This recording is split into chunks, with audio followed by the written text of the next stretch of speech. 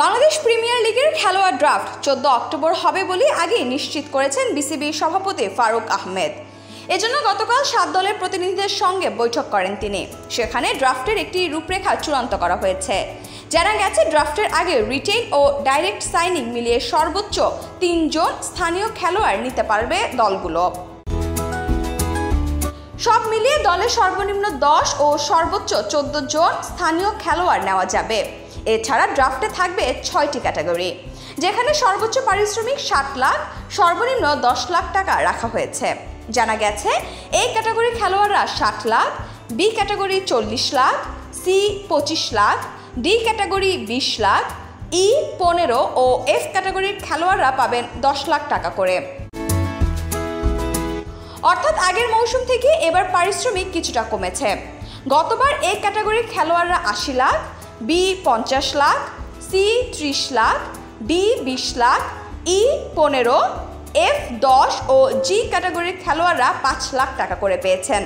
তবে ডাইরেক্ট সাইনিংয়ের ক্ষেত্রে ধরাবাঁধা কোনো পারিশ্রমিক নেই। এক্ষেত্রে ইচ্ছে মতো অর্থ খরচ করতে পারবে দলগুলো। প্রতিবার বিপিএল শুরুর আগে আলোচনার জন্ম নেয়। এবার গভর্নিং বডি বদলালেও দৃশ্যপটের পরিবর্তন হয়নি। সর্বশেষ মৌসুমে খেলা 3টি দল এবার অংশ নিচ্ছে না। সেখানে নতুন যাদের সুযোগ দিয়েছে বিসিবি, এর মধ্যে চট্টগ্রাম ও রাজশাহীর ফ্র্যাঞ্চাইজি এখনও এন্ট্রি ফি পরিশোধ করেনি। গতকাল মিরপুরে 7টি দলের প্রতিনিধিদের সঙ্গে মিটিং শেষে সেটি স্বীকার করেছেন বিসিবির সভাপতি ফারুক আহমেদ। তিনি বলেন, এখনও কিছু পেমেন্ট বাকি আছে। আমরা সময় বাড়িয়েছি। আমাদের ড্রাফট যেহেতু 14 তারিখ, তার আগে আশা করি সবকিছু ঠিক হয়ে যাবে। গতকাল 7 দলের উপস্থিতিতে রাজশাহীর প্রতিনিধিদের পাওনা টাকা পরিশোধের আরেকটি সুযোগ দিয়েছেন ফারুক।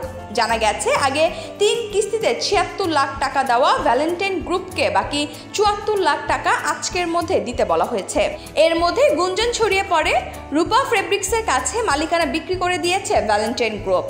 ফারুক অবশ্য বলেছেন, এ ব্যাপারে আমার কাছে কোনো তথ্য নেই।